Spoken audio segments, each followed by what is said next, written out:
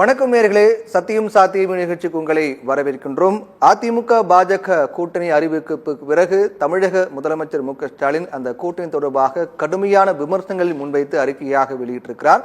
அந்த அறிக்கையில் 2 ரெய்டுகளுக்கு பயந்து அதிமுகவை அடமானம் வைத்தவர்கள் தமிழ்நாட்டை அடமானம் வைக்க துடிக்கிறார்கள் என்று குறிப்பிட்டிருக்கிறார்.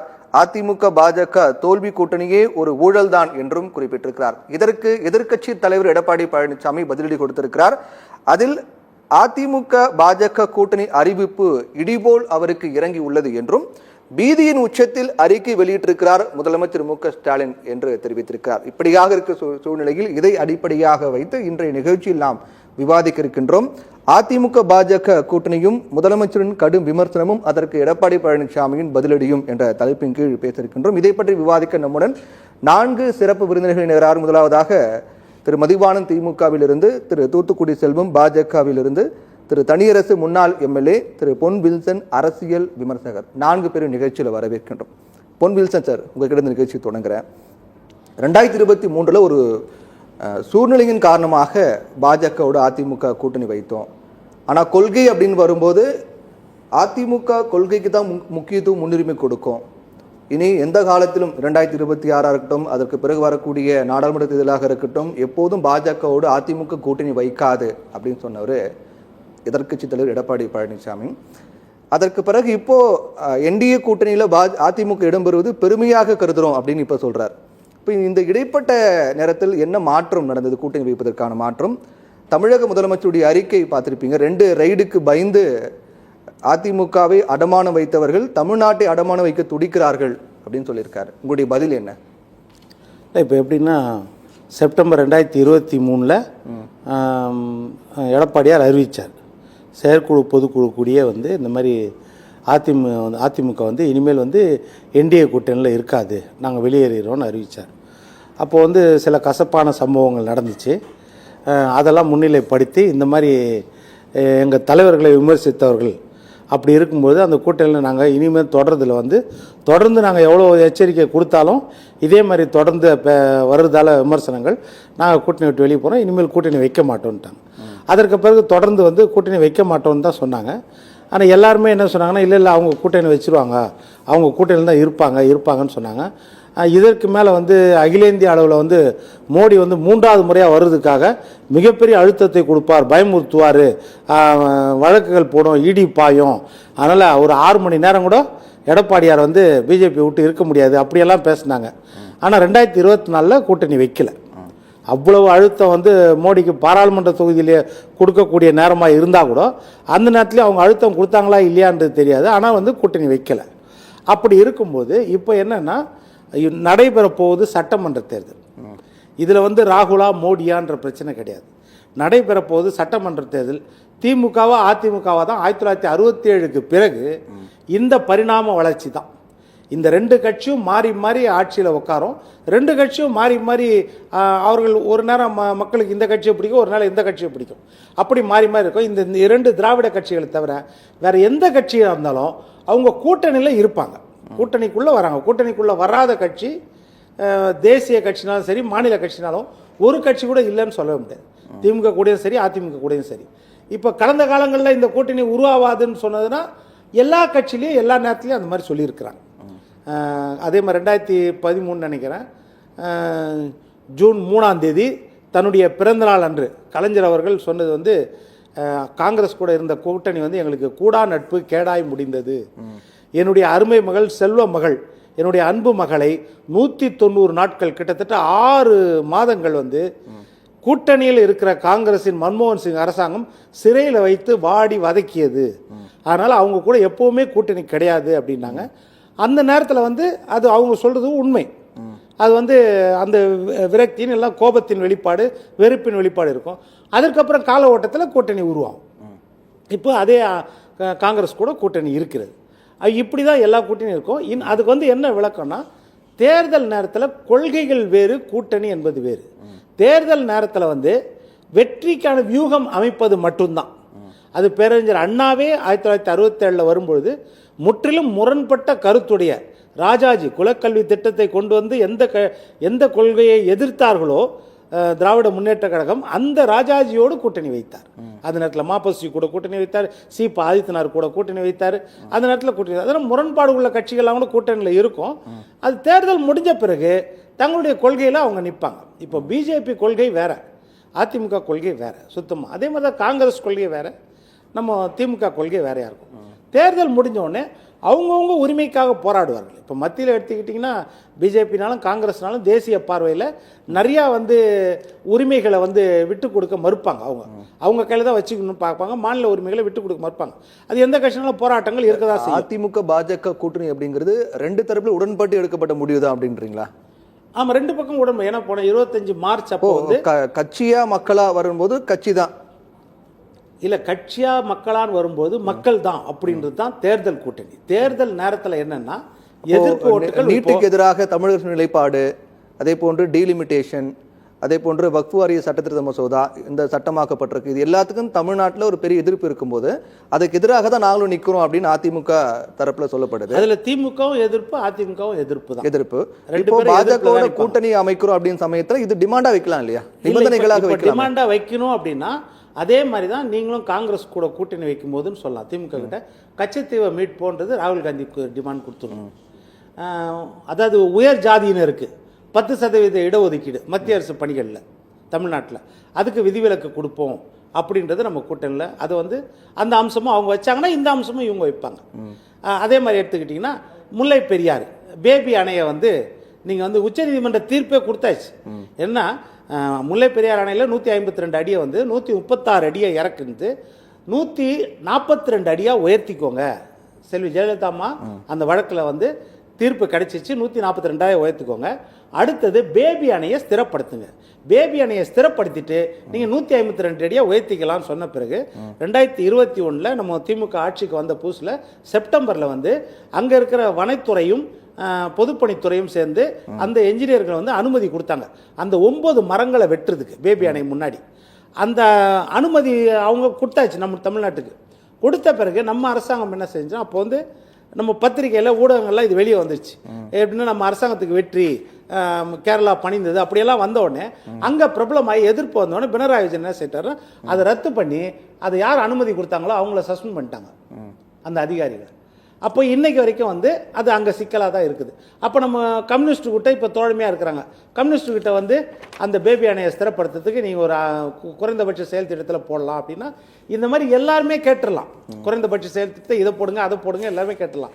இது எப்படின்னா நம்ம கேட்கறது கிடையாது, போராடி பெறக்கூடியது தான் இந்த விஷயங்கள்லாம். அப்படி தான் இப்போ நம்ம அது யார் நீட் ஏற்றுன்னு வந்தா எப்போ ஏற்றுன்னு வந்தா இதெல்லாம் நம்ம பேச விரும்பலை. ஏன்னா இப்போ என்னென்னா ஒரு கூட்டணி உருவாகும் போது கொள்கை கூட்டணியான கொள்கை கூட்டணி கிடையாது. கொள்கை கூட்டணி எந்த நேரத்துலையும் எங்கேயுமே உருவாகாது அப்படின்றது தான். தேர்தல் நேரத்தில் தேர்தல் வியூகம் தான் கூட்டணி. அந்த கூட்டணி உருவாகிருக்குதான்னா இப்போ ஒரு காலத்தின் தேவை. இப்போ திமுக கூட்டணி அப்படியே இன்டாக்டாக இருக்குது. இப்போ திமுக கூட்டணியை வீழ்த்த வேண்டும் என்றால், இல்லைன்னா கடுமையான போட்டியை கொடுக்க வேண்டும் என்றால் எதிராக ஒரு ஸ்திரமான கூட்டணி வேண்டும் அப்படின்றது நிலைப்பாடு எல்லா இடத்துலையும் தெரியும். அந்த நிலைப்பாடு இருக்கும்போது இது சட்டமன்ற தேர்தல் அப்படின்றதால நம்ம பிஜேபியை கூட்டணிக்குள்ளே போகிறதுல தவறு கிடையாது அப்படின்ற எண்ணத்தில் அவங்க எல்லா தலைவர்களும் வந்திருப்பாங்க. அதற்குள்ளே மறைமுக பேச்சுவார்த்தை நடந்திருக்கலாம். எப்படி இணக்கமாக இருக்க முடியுமா, கீழ்மட்டம் வரைக்கும் இணக்கமாக இருக்க முடியுமா, சில பிரச்சனைகள் இருக்கலாம், அதெல்லாம் பேச்சுவார்த்தை நடத்திக்கலாம். எந்த நிபந்தனையும் ரெண்டுமே விதிக்க முடியாது. இந்த கஷ்டங்கள்லாம் உங்ககிட்ட இருக்குது, அதை பார்த்துக்கோங்க, இந்த கஷ்டங்கள்லாம் எங்ககிட்ட இருக்குது, இதை பார்த்துக்கோங்க, இதெல்லாம் தீர்வு இருந்தது நம்ம கூட்டணி வச்சா நல்லதுன்னு நினைக்கலாம். அந்த தீர்வுகள் ஓரளவு கெட்டக்கூடிய வழியில் வரும்போது அந்த கூட்டணி உருவாகுது. இன்னும் கூட்டணிக்கு நிறைய ஸ்டெப்ஸ் இருக்குது. நிறைய இப்ப குறைந்தபட்ச செயல் திட்டம் அந்த அடிப்படையில் இந்த கூட்டணி அமைக்கப்பட்டிருக்கின்றீங்க. சரி, ஓகே, பேசு. மதிவாணன் சார், கொள்கை வேறு கூட்டணி வேறு. கூட்டணி தேர்தலுக்காக அமைக்கப்படுது, ஆனால் கொள்கையில் நாங்கள் உறுதியாக இருப்போம். தேர்தலுக்கு பிறகு எங்களுடைய கொள்கையில் எப்பவுமே நாங்கள் உறுதியாக இருப்போம், எங்களுடைய கோரிக்கையை நாங்கள் தொடர்ந்து வலியுறுத்தும் அப்படின்னு சொல்றாரு. அப்போ திமுக பொறுத்த வரைக்கும் அந்த மாதிரி பல நிலைகளை கடந்து தான் வந்திருக்காங்க. ஆனால் திமுக இப்போ விமர்சனம் முன்வைக்கிறாங்க அதிமுக பாஜக கூட்டணி குறித்து. இது எந்த வகையில் ஏற்புடையதாக இருக்கு? இல்லை, ஏற்புடையதா இல்லையான்றது அவங்களுடைய ட்ராக் ரிப்போர்ட்டை பார்த்து தான் நம்ம பேச முடியும். முதல் ஒரு விஷயம், சகோதரர் என்ன பண்ணார், உங்கள் கூட்டணி எப்படின்னு கேட்டார். எங்களுடைய கூட்டணின்றது 2017 உருவாக்கப்பட்டது. நாடாளுமன்ற தேர்தலுக்கு 2 வருஷத்துக்கு முன்னாடியே உருவாக்கப்பட்டது. அதுக்கப்புறம் 2019 நாடாளுமன்ற தேர்தல் வந்தது. தொடர்ச்சியாக 13 வெற்றியை நாங்கள் அடைஞ்சிருக்கோம். இது நிதர்சனமான உண்மை. ரெண்டாவது சகோதரர் என்ன சொல்கிறாருன்னா, உங்களுக்கு காமன் மினிமம் ப்ரோவர் இருக்கு, நீங்கள் அந்த மாதிரி பேசியிருக்கீங்களா அப்படின்னு கேட்குறாரு. இப்போ நீங்கள் 2024 நாடாளுமன்ற தேர்தல் இருக்கீங்க, காங்கிரஸோட தேர்தல் இருக்கையும் திமுகவோட தேர்தல் இருக்கையும் பார்த்தாலே நீங்கள் தெரியும். சாதிவாரி கணக்கெடுப்பு வந்து ஒன்றிய அரசு எடுக்கணும்னு சொல்லிட்டு காங்கிரஸும் கேட்டுச்சு, திமுகவும் கேட்டுச்சு. நியூட் கியூட் தேர்வு வந்து மாநிலங்களோட உரிமையில கொடுக்கணும்னு சொல்லி கேட்டோம். அதையே காங்கிரஸ் தேர்தல் அறிக்கையிலும் இருந்தது. சகோதரருக்கு இன்னொரு விஷயமும் ஞாபகப்படுத்தணும். பிஜேபியோட திமுக கூட்டணியில் இருந்த காலகட்டங்கள்லேயே கூட இதே மாதிரி காமன் மினிமம் ப்ரோக்ராம்னு ஒன்று இருந்ததுனால தான் அன்னைக்கு ராமர் கோயில் வரல, அன்னைக்கு ஆர்டிகல் 370 திரும்ப பெறல, அன்னைக்கு ஒன் நேஷன் ஒன் எலெக்ஷன் பற்றி பேசலை, இல்லை பொது சட்டத்தை பற்றி பேசலை. ஆனால் சகோதரர் இருக்கிற கட்சியை இல்லை சகோதரர் ஆதரிக்கிற கட்சியோ அவங்க வந்து முத்தலாக்கு சட்டத்தை யாரும் மறந்துருக்க மாட்டோம். யாரால் நிறைவேற்றப்பட்டது? ஆர்டிகல் 370 யாரால் நிறைவேற்றப்பட்டது? டெல்லி மாநிலத்துடைய உரிமை பறிப்பு சட்டம் யாரால் நிறைவேற்றப்பட்டது? வேளாண் சட்டம், அக்னிபாத் திட்டம், அதுக்கடுத்து சிஏஏ, என்ஆர்சி, என்பிஆர் சட்டம். நீங்கள் நாடாளுமன்றத்துக்குள்ள எஸ்ஆர் பாலசுப்ரமணியம் பேசுனதும் வெளியில் பேசுனது யாரும் மறந்துருக்க மாட்டோம். அதே மாதிரி அன்வர் ராஜா பேசுனது யாரும் மறந்துருக்க மாட்டோம். இங்கே யார் என்ன பேசுகிறாங்கன்றதுல ரெண்டாவது கூட நான் ஏற்றுக்கிறேன்னு. ஆனால் முதல்ல கொள்கை சார்ந்த ஒரு கூட்டணி இருக்கா அப்படின்னு சொல்கிறார். கொள்கை சார்ந்த கூட்டணி தான் திமுகவோட கூட்டணி. ஆனால் அண்ணா திமுக வேணால் தேர்தல் கூட்டணியாக இருக்கலாம். ஸோ இந்த தேர்தல் கூட்டணிக்கு வந்து நீங்கள் ஒரு காரணம் சொல்கிறீங்க அப்படின்னு சொன்னால் ஒரு பூஜ்ஜியம் எத்தனை பூஜ்ஜியத்தோட சேர்ந்தா என்ன இருக்குது? அது எந்த வேல்யூவும் கிடையாது. ஸோ இங்கே வாக்காளர்கள் தான் நம்பர் ஒன். வேல்யூவும் கிடையாதுன்றீங்க. இந்த கூட்டணி தொடர்பான அறிவிப்பு வெளியான உடனே சட்டத்துறை அமைச்சர் ரகுபதி பேசுகிறாரு, திமுக எம்பி கனிமொழி அதுக்கு பதில் சொல்லி பேசுகிறாங்க. இப்போ முதலமைச்சர் மு.க. ஸ்டாலின் அறிக்கை வெளியிடுறாரு. எதுக்கு இவ்வளோ ரியாக்ஷன்? இதுக்கு அதாவது பண்ண துரோகத்தை ஞாபகப்படுத்தணுமா இல்லையா? ரெண்டு பேரும் சேர்ந்து நாங்கள் ஏற்கனவே 2 வருஷமா என்ன சொல்கிறோம், 2 பேரும் மறைமுக கூட்டணியில் இருக்காங்கன்னு சொன்னோம். யாரும் இல்லை இதே மேடையில் இதே இடத்துல அவங்க தான் இல்லைன்னு சொல்கிறாருன்னு சொல்லிட்டு அண்ணன் பொன்வில்சன் கூட சொல்லியிருப்பார். ஆனால் இன்னைக்கு இருக்குதுன்னு பூனைக்குட்டி வெளியே வந்துச்சா இல்லையா? நாங்கள் இருக்குதுன்னு 2 வருஷமா சொன்னோம், இப்போ நீங்கள் தான் வந்து இருக்குதுன்னு சொல்லியிருக்கீங்க. ஸோ அப்போ நாங்கள் ஞாபகப்படுத்த வேண்டிய இடத்துல நாங்கள் இருக்கோம். ரெண்டாவது, இந்த கூட்டணி அமையல அதுக்குள்ள. ஆனால் தளபதி வந்து எடப்பாடி பழனிசாமி டெல்லிக்கு போகும்போதே சொன்ன ஒரு வார்த்தை என்னன்னா, உங்கள் ஆளுகிட்ட சொல்லி கொஞ்சம் எங்களுக்கு நீட் சம்பந்தமாக விலக்கு வாங்கி கொடுங்கன்னு சொல்லி கேட்டாரு. இப்போ என்னோட கேள்வி என்னன்னா, அதே தான் நாங்கள் கேட்குறோம். இப்போது நாங்கள் காங்கிரஸ் கூட்டணியில் இருந்தோம், எங்களுடைய தேர்தல் அறிக்கை காங்கிரஸ் தேர்தல் ஒரே மாதிரி இருக்குது அப்படின்னு சொல்கிறோம். அதே மாதிரி நீங்கள் 2 பேரும் ஒரு காமன் மினிமம் ப்ரோக்ராம் சொல்லி தமிழ்நாட்டுக்கு நல்லது செஞ்சீங்கன்னா சந்தோஷம்தான். அதை பேச முடியுமா? இப்போது நேற்று மேடையை கொஞ்சம் பாருங்கள் சார், நீங்கள் வெளிப்படையாக நான் கேட்குறேன். நேற்று மேடை அதிமுகவோட தலைமையில் இல்லை எடப்பாடி பழனிசாமி தலைமை தான் கூட்டணின்னு சொல்கிறீங்க. மேடையில் ஒரு நிமிஷம் பேசினா என்ன ஆகிட போகிறாரு? அதை முதல்ல அவங்க அனுமதிச்சாங்களா? பேசணும்னு நினைக்கிறீங்க? அவர் தலைமை தானே. நீ இப்போ யார் தலைவர் தானே பேசணும், அவர் தானே தலைவர்னு சொன்னீங்க. அப்போ அவர் ஏன் பேச விடலை?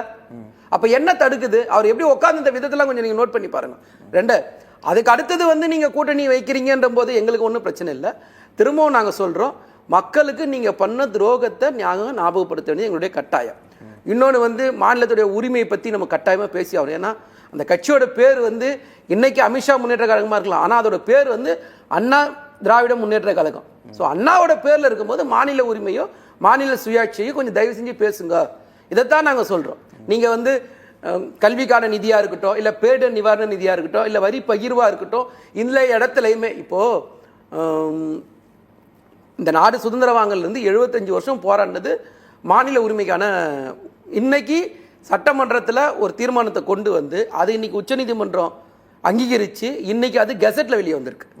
அது ஒரு சாதாரண விஷயம் இல்லைல்ல. அப்போ மாநில உரிமைக்காக இயங்குகிற இயக்கம் திமுக, அதை யாரும் மறுக்கவே முடியாது. முதல் விஷயம் எப்பயுமே சொல்கிறது தான், அண்ணா முயற்சி பண்ணி, தலைவர் கலைஞர் முயற்சி பண்ணி, இல்லை அம்மையாரும் முயற்சி பண்ணி இன்னைக்கு தளபதி வந்து அதை சாதிச்சிருக்காரு. அப்போ ஒரு சாதாரண வெற்றி இல்லைல்ல அந்த ஒரு விஷயத்த. அதே மாதிரி மாநில உரிமையை பற்றி நீங்கள் பேசுங்க. நீங்கள் யாரோட கூட்டணி வேணால் எங்கன்னா, ஆனால் பேசுங்க. உரிமையை விட்டு கொடுத்துடாதீங்க, இந்த மண்ணோட உரிமையை விட்டு கொடுத்துடாதீங்க. வெறும் 750 கோடி ராமலிங்கம் அவரை ரைட் பண்ணதுக்கு ஒரு கூட்டணியா? இளங்கோவனை ரைட் பண்ணதுக்கு ஒரு கூட்டணியா? இல்ல, அப்போ நீங்க வந்து உங்களை காப்பாத்திக்கிறதுக்காக தமிழ்நாடு எக்ஸலத்துல பதிவு போட்டிருக்காரு இல்லையா, என்டிஏவோட அதிமுக கூட்டணி பெருமையாக நினைக்கிறேன் அப்படின்னு ஒரு புது விஷயத்தை நாங்க கொண்டு வர போறோம். என்ன பெருமைன்னு நான் கேட்டேன். நான் சொன்ன ட்ராக் ரிப்போர்ட்ல நீங்க இந்தி திணிப்பு, மொழிக் கொள்கை, இவங்க கொண்டு வந்த திட்டங்கள், இன்னைக்கு வக்ஃப் போர்டு திருத்த மசோதா, இதை பத்தி பேச எங்கேயாவது தயாரா இருக்கீங்களான்னு கேட்கிறேன். பிஜேபி ஒரே மதம், ஒரே மொழி, ஒரே இனம், ஒரே கலாச்சாரம், ஒரே பண்பாடு, ஒரே உணவுன்னு சொல்லுது. இதை அதிமுக ஏத்துக்குதா? சொல்லுங்க. சார் நீங்க மாநில உரிமையை மொத்தமா பிஜேபி வந்து குழி தோண்டி புதைச்சிருச்சு சார். அதை யாராவது இல்லைன்னு சொல்ல. நேத்து கூட பத்திரிகையாளர் ஒரு கேள்வி கேட்குறாங்க, இந்த டீலிமிடேஷன் பத்தியோ நீட் பத்தியோ உங்களுடைய கருத்து என்னன்னு கேட்டா, ஒரு ஒன்றிய அமைச்சர் அவரு, இந்த நாட்டுடைய உள்துறை அமைச்சர், அதுக்கு பதில் சொல்லாம நாங்க பிரச்சனையை திசை திருப்புறோம்னு சொல்றாரு. நீங்க சொல்லிட்டு போங்கன்ற. நாடாளுமன்றம் நடந்த காலத்துல நீங்க சொல்லிருக்கலாமே, டீலிமிடேஷன்லாம் இல்ல, உங்களுக்கு இன்னைக்கு என்ன பிரதிநிதித்துவம் இருக்கோ தமிழ்நாட்டுக்கான பிரதிநிதித்துவம் இன்னைக்கு அதே இருக்குன்னு சொல்லுங்க. அந்த வார்த்தையா சொல்ல மாட்டீங்க. இப்ப நீட் மசோதா இவங்களும் நிறைவேற்றினாங்க, நாங்களும் நிறைவேற்றணும், கிடப்புல இருக்கு. அது சம்பந்தமா கேள்வி கேட்டா ஒரு ஒன்றிய அமைச்சர் என்ன பதில் சொல்றாரு? சரி, அந்த மேடையிலேயே ஒருவேளை எடப்பாடி பழனிசாமி கிட்ட அந்த மைக் கொடுத்திருந்தா கேட்டிருப்பாங்கல்ல பத்திரிகையாளர்கள். சோ பத்திரிகையாளர்களுடைய அந்த சந்திப்பை தவிர்க்கிறதுக்காகவே எடப்பாடியை இவங்க பேச சொல்ல விடல. பாவம் எடப்பாடியை கஷ்டப்பட்டு கொண்டு போய் அங்க உட்கார வச்சிருக்காங்களே தவிர அவர் விருப்பப்பட்டு போனாரா என்னன்றது அவர் தான் சொல்லணும். ஆனா அவருடைய செயல்பாடு பார்க்கும்போது விருப்பப்பட்டு போலன்றீங்க.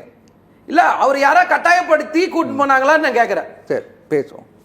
செல்வம் சார், தொடர்ச்சியாக இதுக்கு முன்பாக இந்த தேர்தல் முடிவின் போது அதிமுக 2021 சட்டமன்ற தேர்தல் முடிவின் போது கூட அதிமுக, அதாவது ராயபுரம் தொகுதியில் கிட்டத்தட்ட 20 ஆண்டுகளுக்கு மேலாக நான் வெற்றி பெற்று வந்தேன், இன்னைக்கு என்னோட தோல்விக்கு காரணம் பாஜக தான் காரணம், பாஜகவோட கூட்டணி அமைத்த காரணத்தால் தான் இன்னைக்கு நான் தோத்து போய் நிற்கிறேன் அப்படின்னு முன்னாள் அமைச்சர் ஜெயக்குமார் சொன்னார். மக்கள் இந்த கூட்டணி விரும்பல, அதிமுக பாஜக கூட்டணி மக்கள் விரும்பல அப்படிங்கிற தேர்தல் முடிவு காண்பிக்கிறது அப்படின்னு ஜெயக்குமார் குறிப்பிட்டிருந்தார். அதோட இந்த கூட்டணி அப்படின்னு பொறுத்த வரைக்கும் அதிமுகவோடு கூட்டணி அமைக்காவிட்டால் பாஜக வெற்றி பெற முடியாது. ஏன்னா 20 ஆண்டுகளுக்கு பிறகு பாஜக சட்டமன்றத்துக்குள்ள போறாங்கன்னா அதுக்கு அதிமுக தான் காரணம் அப்படின்னு ஜெயக்குமார் சொல்லியிருந்தாரு. அப்போ அதிமுக விட்டா வேற வழி இல்லை பாஜகவுக்கு அப்படின்றதான் எடுத்துக்கலாமா? சத்தியம் தொலைக்காட்சி நிறுவனத்திற்கு, நெறியாளர் சகோதரர் பிரவீன் அவர்களுக்கு, என்னுடைய சக பங்கேற்பாளர்கள் அண்ணன் தனியரசு உள்ளிட்ட என்னுடைய சக பங்கேற்பாளர்களுக்கு, தொழில்நுட்ப கலைஞர்களுக்கு என்னுடைய மாலை வணக்கம். அதாவது நண்பர் மதிவாணன் வந்து போற போக்குல நீங்க ஒரு பக்கத்துல கேள்வி கேட்கறீங்க, இருந்தாலும் நான் நண்பர் மதிவாணனை கொஞ்சம் பார்த்துட்டு பேசிட்டு வரேன். மதிவாணன் அவர்கள் வந்து ஏதோ மாநில உரிமைகள் எல்லாம் திமுக காப்பாற்றியதை போலவும் அதிமுக அல்லது பாரதிய ஜனதா கட்சி மாநில உரிமைகளை பறித்து விட்டதை போலவும் ஒரு பொய்யை கட்டமைக்கிறாங்க. அதாவது ஒரு பொய்யை திரும்ப திரும்ப திரும்ப சொல்லுவது, பொய்யில 3, அதாவது கோயபல்ஸ் பொய்ங்கிறது வந்து 3 விஷயம் சார். ஒரு பொய்யை திரும்ப திரும்ப சொல்லுவது, அந்த பொய்யை மக்கள் நம்புகிற வகையில் சொல்லுவது, அந்த பொய்யை உண்மையை போல சொல்லுவது, இது திமுகவுக்கு கை வந்த கலை. அத நண்பர் மதிவாணன் அவர்கள் சொல்றாங்க. ஏன்னு கேட்டீங்கன்னா, நீங்க கச்சத்தீவு பிரச்சனைக்காக நீங்கள் சட்டமன்றத்தில் தீர்மானம் நிறைவேற்றுவது எவ்வளவு பெரிய நாடகம். ஏன்னு கேட்டீங்கன்னா 1974 அம்மையார் இந்திரா காந்தி அவர்கள் மத்தியில பிரதம அமைச்சராக இருந்த பொழுது, தமிழ்நாட்டில் கலைஞர் அவர்கள் முதலமைச்சராக இருந்த பொழுதுதான் கச்சத்தீவு தாரை வார்க்கப்பட்டது. கச்சத்தீவை அவங்க எடுத்தாங்க, இவங்க கொடுத்தாங்க. ஏன்னு கேட்டா அன்னைக்கு கலைஞர் நினைத்திருந்தால் மிகப்பெரிய அளவில் அது ஒரு பெரிய கச்சத்தீவு பற்றி தான் ஏதாவது ஒண்ணு பேசணும் அப்படின்னா கச்சத்தீவு பற்றி தான் தொடர்ந்து பேசிட்டு வரீங்க. 3வது 5 ஆண்டு காலமாக இப்போ பாஜக ஆட்சியில் இருக்கு, மத்திய அரசாக இருக்கிறது. தமிழுடைய நலனுக்காக கச்சத்தீவு மீட்க நீங்க நடவடிக்கை எடுக்கலாம், ஏன் எடுக்க மாட்டீங்க? ஏன் எங்களை நீங்க இவ்வளவு தூரம் பேசுறீங்க? திமுக 19 தேர்தல் வரும்போது பேச முடியாதுல்ல பிரவீன் சார், கொஞ்சம் இருக்க. திமுக 19 ஆண்டு காலம் மத்தியில் ஆட்சி அதிகாரத்தில் இருந்தது. திமுக ஒரு நாளாவது கச்சத்தீவுக்காக அந்த அமைச்சரவை கூட்டத்தில் பேசுறாங்களா? போராட்டம் நடத்துறாங்க. சரி, அவங்க பேசல. பாஜக தற்போதைய மத்திய அரசு நடவடிக்கை எடுக்கலாம்ல? கொஞ்சம் பொறுங்களேன். இப்பதான் வந்து தமிழ்நாட்டுக்கு இந்தியாவுக்கு வராரு. ஒரு விஷயம் கேளுங்க சார், நீங்க திமுகவும் காங்கிரசும் மிகப்பெரிய சர்வதேச பிரச்சனையாக்கிவிட்ட கச்சத்தீவை மிகப்பெரிய அளவில் சாமர்த்தியமாகத்தான் எடுக்க முடியும். அதை பிரதமர் அவர்கள் செய்து கொண்டிருக்கிறார்கள். இதுவரைக்கும் கச்சத்தீவை மீட்க மத்திய அரசு, பாஜக அரசு எடுத்த நடவடிக்கை என்ன சார்? ஒரே ஒரு விஷயம் கேளுங்க, கச்சத்தீவை இவங்க தாரை வார்த்தது தவறு. முதல்ல அதை புரிஞ்சுக்கிடுங்க. அது தவறு, அது யாரும் மறுக்கல சார். இதுவரையில இந்த நம்ம பேசிக்கிட்டு இந்த நிமிஷம் வரைக்கும் கச்சத்தீவை மீட்பதற்காக மத்திய அரசு எடுத்த நடவடிக்கை என்ன? தொடர்ந்து எப்போ இதை பத்தி பேசினாலும் கச்சத்தீவு பேசுறீங்க. சரி, ஓகே, அதை மீட்கிறதுக்காக மத்திய அரசு எடுத்த நடவடிக்கை என்ன? இல்ல அவங்க திமுக நண்பர் பேசும் பொழுதெல்லாம் குறுக்கீடு செய்யாம நான் பேசும்போது குறுக்கீடு செய்வதில் நியாயம் இருக்கிறதா என்பதை உங்க குறுக்கிடட்டா எனக்கு நான் குறுக்கிடவா கொஞ்சம் இருங்க சார் நீங்க பேசும்போது நான் குறுக்கிடல. அதாவது கச்சத்தீவை தாரை வார்த்து விட்ட பிறகு அது சர்வதேச பிரச்சனை. அது சர்வதேச பிரச்சனையான பிறகு அதை மிக சாமர்த்தியமாக நம்முடைய பூகோள அரசியலை உள்ளடக்கிய அந்த பிரச்சனையை மிக சாமர்த்தியமாகத்தான் செய்ய முடியும். அதை பிரதமர் நரேந்திர மோடி அவர்கள் தொடங்கி இருக்கிறார்கள். வெகு விரைவில் பாருங்க. ஒண்ணு. இரண்டாவது, நீட்டு பிரச்சனைங்கள நீட்டு பிரச்சனை நீட்டை கொண்டு வந்த சண்டாளர்களே நீங்க தானே சார். நீட் என்கிற கொடுங்கோல் சட்டத்தை கொண்டு வந்ததை நீங்க, கையெழுத்து போட்டது திமுக மந்திரி காந்தி செல்வன். மறுக்க முடியுமா சார்? அதெல்லாம் விட்டுட்டு நீட்டு கச்சத்தீவு டீலிமிட்டேஷன். இப்ப என்ன பண்றாங்கன்னா டீலிமிட்டேஷன், அதாவது மறுசீரமைப்பு பிரச்சனை வரவே இல்லை. மறுசீரமைப்பு பிரச்சனை இன்னும் தொடங்க வேண்டிய அவசியம் இல்லை. இப்ப எதுக்கு போட்ட மறுசீரமைப்பு? அதாவது இவங்க என்னன்னு கேட்டீங்கன்னா, ஒண்ணுமே வழி இல்லைன்னா சட்டமன்றம் கூடுது. சட்டமன்றத்தில் முதலமைச்சர் தனி தீர்மானம் கொண்டு வந்தார். நான் இன்னும் கூட ஒண்ணு சொல்றேன். மேதகு ஆளுநர் அவர்களுக்கும் தமிழ்நாடு அரசிற்கும் நடந்த அந்த உச்ச நீதிமன்றத்தில் நடந்த வழக்கில் என்னை போன்றவர்களுக்கு ஒரு வழக்கறிஞராக அந்த தீர்ப்பின் மீது மிகப்பெரிய அளவிலே அது விமர்சனம் இருக்கிறது. காரணம் என்ன தெரியுமா? ஆர்டிகல் 200 கவர்னர் சரியா பயன்படுத்தலன்னு சொல்றீங்க. 142 ஸ்பெஷல் பவரை, அதாவது 142 அரசியல் சட்டத்தினுடைய 142வது பிரிவை பயன்படுத்தி உச்ச நீதிமன்றம் அந்த சட்டத்தை கவர்னர் கிடப்பில போட்டிருந்த மசோதாக்களுக்கு ஒப்புதல் கொடுத்திருக்காங்க.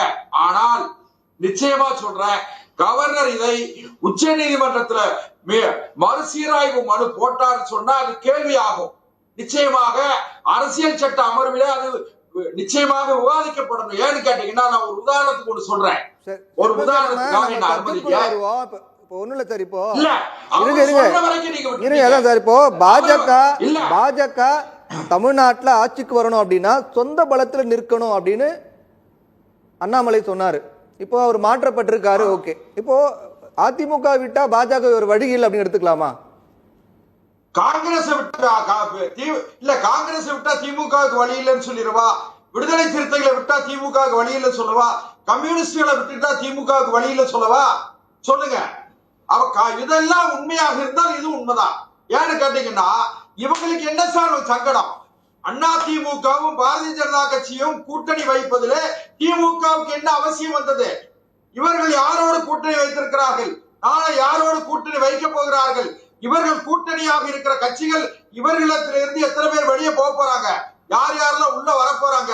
இது தெரியுமா உங்களுக்கு? நிறைய விஷயம் இருக்கு.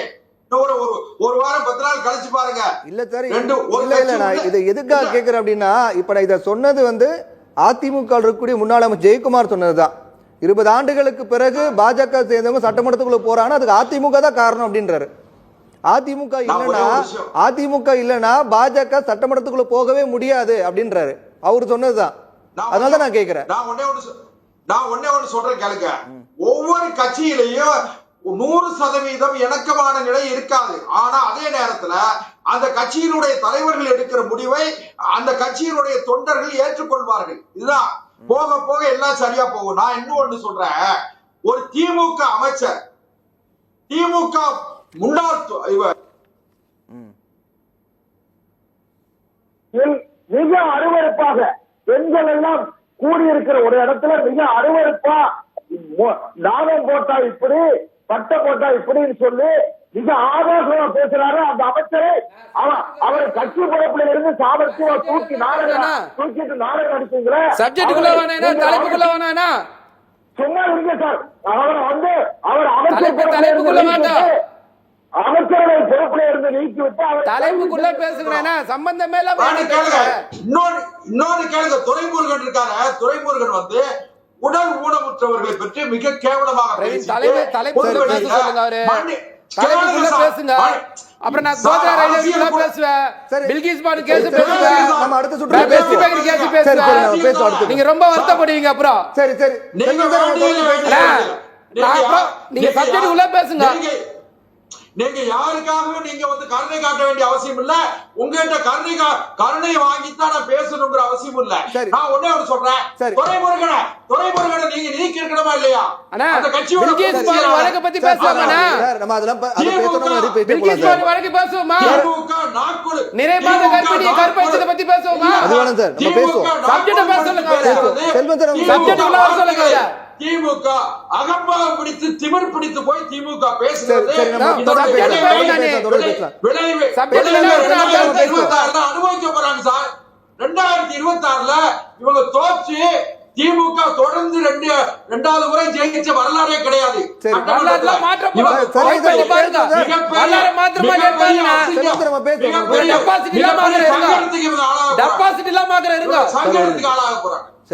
தனியரசு சார், செல்வன் சார், நம்ம பேசுவோம். தனியரசு சார், அதிமுக பாஜக கூட்டணி அப்படி அந்த 2023 கூட்டணி முறிவு ஏற்பட்ட போதே திமுக தொடர்ந்து சொல்லிட்டு வந்தாங்க, இது மறைமுக கூட்டணி, இது நாடகம், அவங்க கூட்டணியில் தான் இருக்காங்க அப்படின்னு தொடர்ச்சியா சொல்லிட்டு வந்தாங்க. இன்னைக்கு அது வெளிப்பட்டிருக்கு. அதிமுக பாஜக கூட்டணி அப்படிங்கிறது அதிகாரப்பூர்வமாக அறிவிக்கப்பட்டிருக்கு. நிறைய விமர்சனங்கள்லாம் முன் வச்சுட்டு வராங்க. ஒருபுறம் அதிமுக பாஜகவோடு கூட்டணி அமையாவிட்டால் செங்கோட்டையின் மூலமாக எடப்பாடி பழனிசாமி அழுத்தம் கொடுக்கப்படுவதற்கான ஏற்பாடுகள் நடந்துகிட்டு இருக்கு. அதன் மூலமாக வேறு வழி இல்லாம அதிமுக எடப்பாடி பழனிசாமி பாஜகவோடு கூட்டணி அமைத்து விட்டார் அப்படின்ற விமர்சனம் முன்வைக்குது. இப்படி பல விமர்சனங்கள் முன்வைக்கப்பட்டு வருது. உங்களுடைய பார்வை கருத்து என்ன? அதிமுக பாஜக கூட்டணி என்பது அது இயல்பாக பரஸ்பர வெற்றி அல்லது நலன் கருதி உருவாக்கப்பட்டதா என்றால் அது அப்படி இல்லை அப்படிங்கிறத நம்ம ஏற்கனவே பல முறை விவாதிச்சோம். ஆனால் அதில் என்ன எடப்பாடிக்கு இதில் சிக்கல் இருந்துச்சுனாயா, எடப்பாடி தேர்தல் உறவை துண்டித்து கொண்டார். ஆனால் மத்திய அரசாங்கத்தை அல்லது பாஜகவை விமர்சிக்கவோ குறை கூறவோ அல்லது மத்திய அரசாங்கத்துக்கு எதிராக அண்ணா திராவிட முன்னேற்ற கழகத்தை எதிர்முனையில் நிறுத்துவதற்கோ ஒரு துணிச்சல் இல்லாத நிலையில எடப்பாடி பயணித்தார்னு பார்த்தோம். அப்போ தேர்தல் உறவு இல்லை, பாஜகவை எதிர்ப்பதில்லை அப்படின்னா நீங்கள் அந்த உறவை துண்டித்துக்குவதில் எந்த பயனும் இல்லை என்பதனால் பாஜகவோடு தேர்தல் உறவை உறுதி செய்து விடுவது என்று முடிவுக்கு வந்து அதற்கு தாமதப்படுத்தி வந்த எடப்பாடி அல்லது சில இப்போ டிடிவி, யூபிஎஸ், சின்னம்மா இவரெல்லாம் ஒன்றுபட்ட அதிமுகவாக வலிமை பெறுவதற்கு பாஜக துணை நிற்கும் என்கின்ற ஒரு தோற்றத்தையும் நம்ம பார்த்தோம். ஏன்னா ஓபிஎஸ் பாஜகவை ஆதரித்தார், ஐயா மோடி அமித்ஷாவை ஆதரித்தார். டிடிவி அந்த என்டிஏ கூட்டணியிலேயே இணைந்து பாஜக அல்லது மோடி அமித்ஷா அரசை ஆதரிக்கிறார். இப்போ சின்னம்மாவும் மௌனமாக இருந்து மறைமுகமான ஒரு ஆதரவு நிலையில் இருக்கிறத நம்ம பார்த்தோம். இப்போ இறுதியாக நீங்கள் பிரவீன் குமார் சொன்ன மாதிரி, நெறியாளர் சொன்ன மாதிரி, அது எடப்பாடிக்கு நேர் எதிர்நிலையில் தன்னுடைய மேற்கு மண்டலத்தில் தன்னை விட ஒரு மூத்த தலைவராக இருந்த KS செங்கோட்டையன், ஒரு மூத்த சட்டமன்றவாதி, மூத்த அதிமுகவின் புரட்சித் தலைவர் காலத்தில் இருந்த ஒரு முக்கியமான தலைவர் எடப்பாடியோடு முரண்பட்டு வெளியேறி தனித்து நிற்கிறார். அவர் பாஜகவோடு டெல்லியோடு உறவை வலிமைப்படுத்தி கொண்டு வருகிறார். அப்போ அதை ஒட்டியே எடப்பாடியுடைய தொடர்புடையவர்கள் மீது வருமான வரித்துறை, அமலாக்க பிரிவு மாதிரியான சோதனைகளும் தொடர்ந்து முடிவுகள் வெளியிடப்படாமல் அதுவும் அவர் ஆய்வில் இருக்கு, நடவடிக்கைக்காக காத்திருக்கு. அப்போ இந்த நேரத்தில் எடப்பாடி நீ கட்டாயமாக பாஜகவோடு தேர்தல் உறவை நீ அதிகாரபூர்வமாக அறிவிக்கணும், இல்லைன்னா நீங்கள் சில நெருக்கடிகளை நீங்கள் வெளிப்படையாக அனுபவிக்க வேண்டியது இருக்கும். அதில் உங்களுக்கு பெரிய தாழ்வு அல்லது ஒரு நெருக்கடி வருங்கிறத பாஜக நேரடியாக டெல்லிக்கு அழைத்து அல்லது தன்னுடைய தூதுவர்கள் மூலமாக எடப்பாடியிடம் சொல்லப்பட்டு எடப்பாடி அப்படிப்பட்ட நெருக்கடிக்கு ஆளாவதை விட நாம் பாஜகவோடு அதிகாரபூர்வமாக கூட்டணியில் இணைந்து கொள்வது என்ற முடிவுக்கு வந்து விட்டார். அப்போ எடப்பாடி விரும்பி பாஜகவோடு இணையலை. ஏன் பாஜகவோடு விரும்பி இணையவில்லை என்றால், பாஜக அதிமுக என்கின்ற ஒரு திராவிட பேரியக்கமும் ஒரு இந்துத்துவ மத பெரும்பான்மைவாதத்தை அடிப்படையாக கொண்டிருக்கிற ஒரு பாஜகவும் நேர் எதிர் முனையில் இருக்கிற ஒரு அரசியல் இருதுருவ கட்சி தான் அது. ஆனால் எங்க பொன்வில்சன் நான் சொல்றாரு, அதாவது திரும்ப சொல்றார், கொள்கை வேறு கூட்டணி வேறு, தேர்தல் முடிந்தவுடன் நாங்கள் கொள்கை நிலையில நாங்கள் செயல்படுவோம், பாஜக அதனோட வழியில் செயல்படும் சொன்னார்.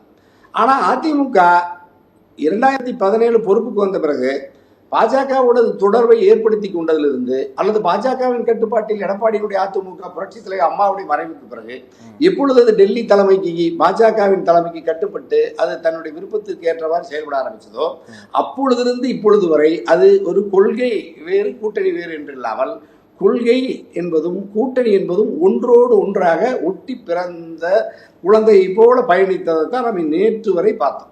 இல்ல நீங்க இப்போ இது நெருக்கடியின் மூலமாக தான் இந்த கூட்டணி அமைஞ்சிருக்கு அப்படின்னு சொல்றீங்க.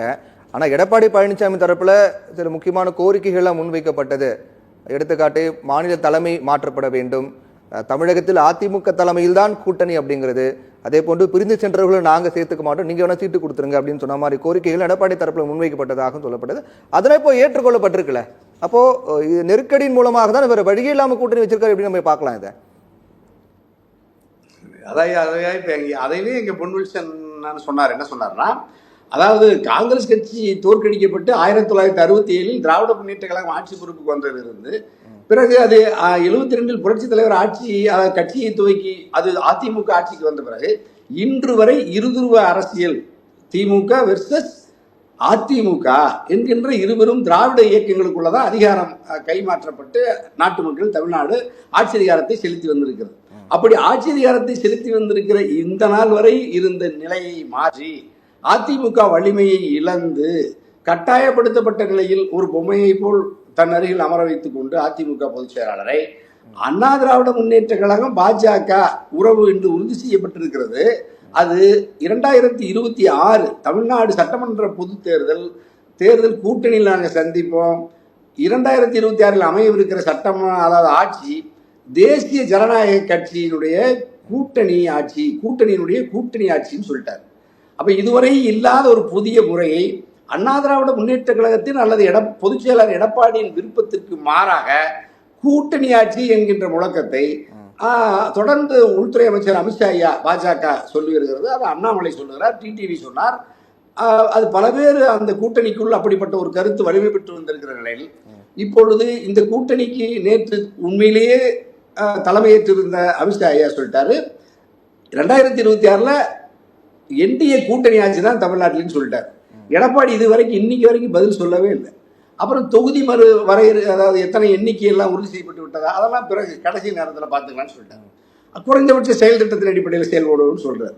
அப்ப இந்த அதிமுக என்கின்ற இந்த இருதுருவ அரசியல், அதற்கு இருந்த அதிகாரம், அதற்கு இருந்த ஒரு தனி பெரும்பான்மை, இவைகளெல்லாம் மழுங்கடிக்கப்பட்டு அதிமுக அதிகாரபூர்வமாக பாஜகவின் கட்டுப்பாட்டில் நேற்று வரை மறைமுகமாக இருந்ததை நேற்று அமித்ஷா ஐயா எடப்பாடியை வைத்துக்கொண்டு, எடப்பாடியை மட்டுமல்ல எடப்பாடியினுடைய வலதுகரமும் இடதுகரமாக இருக்கிற அண்ணன் முனுசாமியை, சகோதரர் வேலுமணியா 2 பேரையும் வைத்துக்கொண்டு இருக கரம் பற்றி அதிகாரபூர்வமாக தேசத்துக்கு அறிவிச்சிட்டாங்க. பாஜக அதிமுக 2026 சட்டமன்ற பொது தேர்தல் ஆட்சிக்கு வந்தா கூட்டணி ஆட்சின்னு சொல்லிட்டாங்க. இதுக்கு எங்க பொன்வில்சன் மட்டுமல்ல யாராலையும் அதிமுக வெளிப்படையா பதில் சொல்ல முடியாது. 2 கோடி அதிமுக தொண்டர்கள் புரட்சித் தலைவர் அம்மாவும் கட்டி காத்த மகத்தான மக்கள் பேர் இயக்கம், சாதி மதங்களை கடந்த ஒரு மக்கள் பேர் இயக்கது. அது பகுத்தறிவு, தந்தை பெரியார், பேரறிஞர் அண்ணா, புரட்சித் தலைவர் அம்மா வழியில் வந்த இப்படிப்பட்ட ஒரு மகத்தான ஒரு பெரிய திராவிட இயக்கத்தை தமிழ் மக்களுக்கான, தமிழ் நிலத்துக்கான 8 கோடி தமிழ்நாட்டு மக்களின் பேரன்பை பெற்றிருக்கிற தமிழ்நாட்டின் ஒரு முதன்மையான அரசியல் கட்சி, அது பெரிய அரசியல் கட்சியா இருந்த அதிமுக பாஜகவின் நிலவில் கட்டுப்பாட்டில் தயவில் வாழுகிற ஒரு நிலைக்கு தள்ளப்பட்டு விட்டது என்கின்றதுதான் மிகப்பெரிய நேற்று அதிமுக தொண்டர்களே கொதித்து போயிருக்கிறாங்க. நான் பல பேர் நேற்று அந்த மாலை 5:30 மணிக்கு செய்தி ஊடகவியலாளர் சந்தித்து விட்டதிலிருந்து இன்று வரை அதிமுக தொண்டர்கள் கொதித்து போய் இப்படி எப்படி கூட்டணி ஆட்சின்னு ஐயா சொல்லலாம், நாங்க அதிமுக அது எடப்பாடி அதை எப்படி ஏற்றுக்கொள்ளலாம்னு சொல்றேன். அப்ப எடப்பாடியினுடைய தரப்பில் பேசக்கூடிய இப்ப எங்க ஜெயக்குமார் அண்ணனும் அதிமுகவை சேர்ந்த எவர் ஒருவர் இப்போ வரைக்கும் அதை பத்தி வெளியே யாரும் பேசல. நேற்று கூட நானும் பாக்குறேன், பாஜகவிலும் பேசுறாங்க. எங்களுடைய மூத்த அரசியலாளர், பாஜகவினுடைய மிக மூத்த தலைவராகவும் மூத்த செய்தி தொடர்பாளராக இருக்கிற எங்க தூத்துக்குடி செல்வன் சொல்றாரு, பாஜக தரப்புல இருந்து தன்னுடைய கருத்துக்களை பதிவு செய்யறாங்க, இந்த கூட்டணியை, இந்த நிலைப்பாட்டை விவாதிக்கிறாங்க, ஆதரிச்சு வெளிப்படையா பேசுறாங்க. அண்ணா திராவிட முன்னேற்ற கழகத்திலிருந்து நேற்றிலிருந்து இன்று வரை ஊடகவியலாளர்களை ஏன் சந்திக்கல, ஏன் தப்பித்து தலைவராகிறீங்க? ஒரு கட்சி, இவ்வளவு பெரிய கட்சி, அது எடுத்திருக்கிற ஒரு ஸ்டாண்ட், ஒரு நிலைப்பாடு குறித்து பொது வெளியில் பிற அரசியல் கட்சிகளோடு, அரசியல் திறனாய்வாளர்களோடு, ஊடகவியலாளர்களோடு சந்திப்பதற்கே அஞ்சி ஓடுகிற ஒரு கட்சியை நீங்க எதன் அடிப்படையில் கொண்டு வந்து மக்கள் மத்தியில் சரி நீங்க இப்ப பாஜக தரப்புல வந்து பேசுறாங்க, பாஜக தரப்புல பேசுறாங்க. ஆனா அண்ணா திராவிட முன்னேற்ற கழகத்திலிருந்து அதிமுகவுடைய செய்தி தொடர்பாளர், நானும் நேற்று பல விவாதங்களை பார்த்தேன், ஒரே ஒரு விவாதத்துல ஒரு அதிமுக காரர்களோட ஸ்போக் பர்சன் செய்தி தொடர்பாளர் கூட வந்து பேசல. சரி, ஓகே. ஏன்னா அவங்களுக்கு ஒரு கிளாரிட்டி இல்ல. அதிமுக தலைமையில நீங்க கூட்டணி ஆட்சி, அதிமுக தலைமையில தான் என்டிஏ தமிழ்நாட்டிலையும் சொல்லிட்டீங்க. ஆனா அதிமுக தலைமையில தான் நேற்று ஊடகவியலாளர் சந்திப்பு நடந்துச்சா? சரி, பரவாயில்ல, அமித்ஷா ஐயா ஒரு தேசிய தலைவர் பேசுறாரு, உள்துறை அமைச்சர் பேசுறாரு. நீங்க தமிழ்நாட்டினுடைய பிரதான எதிர்கட்சி எடப்பாடி தலைவர் தானே, அதிமுகவின் பொதுச் செயலாளர். அவங்களுக்கு 4 கேள்வி கேட்டு நீங்க 4 கேள்விக்கு பதில் சொல்லிருக்கலாம். ஒரு வார்த்தை கூட பேசாம, ஒரு பள்ளியில குழந்தைகளுக்கு இருக்கிற சுதந்திரம் கூட இவ்வளவு பெரிய பொதுச் செயலாளர் அதிமுக பொதுச் செயலாளர் எடப்பாடி ஐயாவுக்கு இல்லாம வந்தார்கள், அமர்ந்தார்கள், மௌனமாக இருந்தார்கள், எழுந்தார்கள், கரத்தை உயர்த்தினார்கள், பற்றி உயர்த்தினார்கள், வெளியேறினார்கள். இது என்ன? இது என்ன? பொன்வில் சேர்ந்த மாதிரி ஒரு சிறு ஒரு பெரிய திறனாய்வாளர்கள் எல்லாம் இது என்ன கருத்து சொல்றீங்க? அந்த கட்சி அனுமானத்தின்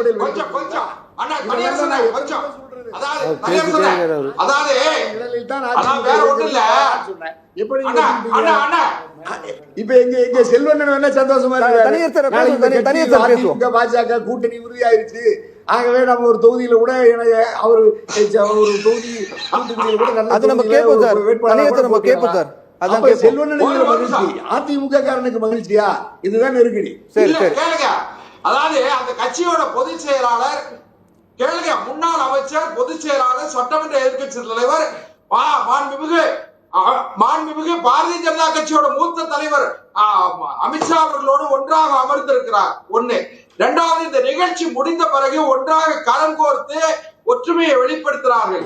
அதுக்கு பிறகு திரு எடப்பாடி பழனிசாமி, அதிமுக பொதுச் செயலாளர் எடப்பாடி பழனிசாமி அவர்கள் அவருடைய வீட்டிற்கு உள்துறை அமைச்சரையும் பாரதிய ஜனதா கட்சி தலைவர்களையும் அழைத்து விருந்து கொடுத்திருக்கிறார். இரண்டாவது, திமுகவுக்கு ஏற்படக்கூடிய எரிச்சல் நியாயம் இருக்கிறது. ஏன்னா அவங்களுக்கு ஆட்சி அதிகாரம் பறிபோக போகுது. ஆனா அண்ணன் ஏன் இவ்வளவு தூரம் சிரிக்காம சொன்னா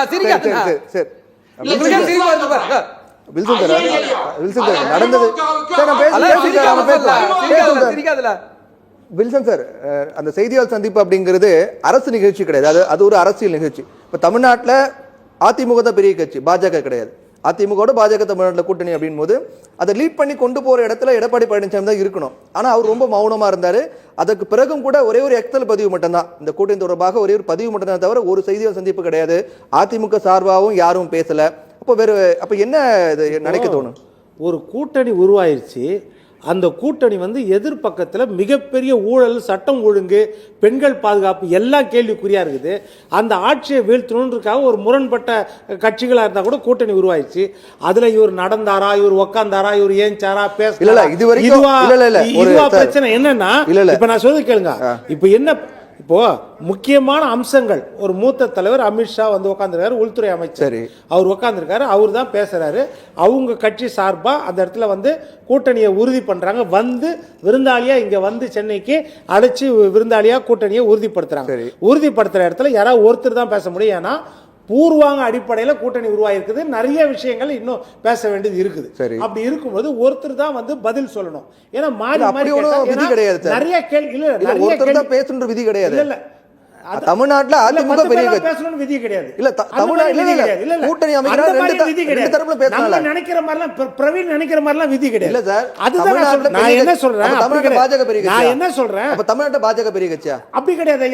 எந்த கட்சி தான் பெரிய கட்சி? கொண்டு போறது எல்லா கட்சியும் பெரிய கட்சி தான். எல்லா விடுதலை சிறுத்தைகள் சின்ன கட்சி. இல்ல அதிமுக நான் என்ன கேக்குறேன், இப்ப விடுதலை சிறுத்தைகளோட உயிர் நாடு என்ன, அவனுடைய கொள்கை என்ன? உயிர் நாடு என்ன கொள்கை? பட்டியலினத்த ஒதுக்கப்பட்ட மக்களுக்கு ஆட்சியில் அதிகாரத்தில் பங்கு, இது முதல் கொள்கை. இரண்டாவது கொள்கைனா ஒரு தலித் முதலமைச்சராக வேண்டும், 2 கொள்கை. இந்த 2 கொள்கையும் காலம் ஃபுல்லா ஏத்துக்காத கட்சி திமுக. திமுக இந்த 2 கொள்கையை ஏத்துக்குமா? ஆட்சி அதிகாரத்தில் பங்கு ஏத்துக்குமா? கிடையாது. அதே மாதிரி தலித் முதலமைச்சர் ஏத்துக்குமா? கிடையாது. ஆனா எப்படி கூட்டணியில் இருக்கிறாங்க சொல்லுங்க? இதுதான் நான் என்ன சொல்ல வரேன். அப்படி கிடையாது. நான் என்ன சொல்ல வரேன், இதுதான் நான் முழுசா பேச விட மாட்டீங்க. இப்ப தனி அரசு மேடையில பேசுற மாதிரி பேசுறாரு, கம்முன்னு கேட்டு இருந்தீங்க. அதுதான் சொல்றேன். எடப்பாடி தான் முதலமைச்சர் வேட்பாளர். அமித்ஷா வாயால சொன்னாரா இல்லையா? சொன்னாரு. அடுத்தது அதிமுக தலைமையில் தான் கூட்டணி, அவர் சொன்னாரா இல்லையா? அடுத்தது குறைந்தபட்ச செயல் திட்டத்தை நாங்க வகுத்துக்குவோம், சொன்னாரா இல்லையா? நீட் குறித்து கலந்து பேசி நாங்க முடிவெடுப்போம், சொன்னாரா இல்லையா? கூட்டணி ஆட்சின்னு சொன்னாரா இல்லையா? இருங்க நான் சொல்லி முடிக்கிறேன் பாருங்க. நீங்க சொல்றத நான் பேசணும்னா நீங்களே பேசிட்டு போலாம், நீங்களே பேசிட்டு போலாம், நீங்களே பேசிட்டு போலாம் சார், நீங்களே பேசிட்டு சார். அப்போ சார் நான் என்ன சொல்றேன், இல்ல இல்ல தனியரசு சார், தனியரசு சார் நீங்களே பேசிக்கோங்க. அப்போ நீங்களே பேசுங்க, நீங்களே பேசுங்க சார். இப்ப நான் என்ன கேக்குறேன், கூட்டணி ஆட்சின்னு சொல்றத நீங்க ஒத்துக்கிட்டீங்களா சார்? உங்க பலவீனம் இருக்கிறதால தான் நடுவுல பேசுறீங்க, அதனால தான் கொஞ்சம் பொறுமையா கம்முன்னு கேளுங்க. நீங்க நடுவுல பேசுறீங்க, உங்களுக்கு பலவீனம் இருக்குது, அதனால தான் நடுவுல பேசுறீங்க. உங்களுக்கு பலவீனம் இருக்குது, திமுகவுக்கு மறைமுகமா ஆதரவு தெரிவிக்கல, அதுதான் நீங்க உங்களுடைய கொள்கை, அதுதான் நல்லா தெரியும். அதனால எடப்பாடி நடந்தா குற்றம், உட்கார்ந்தா குற்றம், தடுத்தா குற்றம்னா 5 வருஷமா சொல்லிட்டு இருக்கீங்க, அதே தான் மறுபடியும் பேசுறீங்க. இது கேள்வி பதில் கிடையாது, இது விவாதம். நீங்க சொல்லும்போது கேட்டிருந்த மாதிரி நான் சொல்லும்போது நீங்க கேட்டிருக்கீங்க. வில்சன் சார் நீங்க சொல்லுங்க. அப்புறம் என்ன அதான் சொல்றேன். இப்ப அடுத்து என்னது, அதாவது உட்கட்சி பிரச்சனையில தலையிட மாட்டோம். இப்ப தனியாருக்கு அதுதான் பிரச்சனையே. அவர் வந்து இதை வச்சு இவ்வளவு நாள் பாடி இருந்தார், ஓபிஎஸ் இருக்கணும், இவர் இருக்கணும், இவ்வளவு நாள் அதை வச்சு தான் ஓட்டிட்டு இருந்தார் டிவியில. இப்போ அதை வந்து அந்த உட்கட்சி பிரச்சனை தலையிட மாட்டேன்னு அமித்ஷா சொல்லிட்டாரு. அது தனியார் அவர்களுக்கு பெரிய இடி. அதனால மற்றதை சொல்றேன். இப்ப நான் கூட என்ன சொல்றேன், இப்ப அடுத்தது இப்ப என்ன சொல்றேன், ஏன்னா அதாவது கூட்டாட்சின்னு சொன்னார்ல, இப்ப கூட்டணியை குறித்து பேசும்போது அவர் இந்தியில சொன்னதை அவர் உள்வாங்கி ஒருத்தர் சொல்லும் பொழுது அடுத்த கேள்வி நிருபர் என்ன கேட்டார். இப்ப பிரவீன் அவர்கள் தெளிவா சொல்லணும். அடுத்த கேள்வி நிருபர் கேட்ட கேள்வி என்ன, நீங்க ஆட்சி அமைச்சால், அதாவது அடுத்தது அதிமுக வெற்றி பெற்றால் பிஜேபி எம்எல்ஏக்கள் அமைச்சர் ஆவார்களான்னு கேட்டார். அதுக்கு என்ன சொன்னாரு, முடிவு பண்ணுவோம், தேர்தல் முடிஞ்ச பிறகுதான் முடிவு பண்ணோம், திமுகவுக்கு அந்த பேச்சுக்கு நாங்க இடம் கொடுக்க மாட்டோம். ஒரு கட்சி வந்து விட்டு கொடுக்காம பேசுறது அதுதான், தன்னுடைய பங்கை வந்து விட்டு கொடுக்காம பேசணும். நாளைக்கு பேச்சுவார்த்தை எப்படின்னா நடக்கலாம், ஆனால் அதிமுக என்னன்னா அந்த மேடை நகரத்துக்கு அங்க வந்து எதையுமே மறிச்சு பேச முடியாது. இதெல்லாம் வந்து நாளைக்கு பேச்சுவார்த்தை நடத்தும் போது அந்த கண்டிஷன்லாம் அது எப்படி போடணும்னு எடப்பாடிக்கு தெரியும். இது நடந்ததா இல்லையா, உண்மையில இது நடந்தது, அவ்வளவுதான். அதனாலதான் நான் என்ன சொல்றேன், இந்த மாதிரி விஷயங்கள் பேசும்பொழுது ஒரு மூத்த தலைவர் பேசுறாருன்னா கூட்டணியில் இருக்கிறவங்க அடுத்த கட்டத்துக்கு போவாங்க. ஏன்னா இப்பதான் பூர்வாங்க அடிப்படை பேச்சுவார்த்தை முடிஞ்சிருக்குது. அடிப்படை இன்னும் கூட்டணியில் யார் யார் சேர போறா, எப்படி சேர போறாங்க, முரண்பாடு உள்ள கட்சிகள்லாம் எப்படி வரப்போகுது, இதெல்லாம் நிறைய விஷயங்கள் இருக்குது, அதெல்லாம் பேச வேண்டியது இருக்குது. இல்ல குறைந்தபட்சம் அந்த அந்த நிகழ்வுல எடப்பாடி பழனிசாமி பேசல, சரி, நீங்க ஒரு மூத்த அமைச்சர் வந்திருக்காரு, அவர் பேசினாரு, அமைதியாக அதை பார்த்தாருன்னு சொல்றீங்க. அதுக்கு பிறகும் கூட ஒரு செய்தியாளர் சந்திப்பு நடத்தி இது தொடர்பான அந்த கூட்டணி, ஏன்னா இது 2023க்கு பிறகு திமுக தொடர்ந்து முன் வச்சுட்டு வராங்க, அவங்க ரகசிய கூட்டணி இருக்கு, கள்ள கூட்டணி அப்படின்னு சொல்லிட்டு வந்தாங்க. இப்போ அந்த கூட்டணி அப்படிங்கிறது அதிகாரப்பூர்வமா அறிவிக்கப்பட்டிருக்கு அப்படின்னும் போது இதை பத்தி ஏதாவது பேசலாம் இல்லையா? இல்ல இப்ப கள்ள கூட்டணியா 2024 இல்ல, அப்போ திமுக வந்து கள்ள கூட்டணி வச்சிருந்துச்சா பிஜேபி கூட தனியா நிக்க சொல்லி, அப்பதான் நாங்க 40 இடத்துல ஜெயிப்போம்னு சொல்லுங்க. அதிமுக கூட சேர விடாம பிஜேபியை தனியா நிக்கிறதுக்கு திமுகவை கள்ள கூட்டணி வச்சிருந்தாங்க. அதனால இது யாரும் எதையுமே கள்ள கூட்டணி நல்ல கூட்டணின்னு கிடையாது.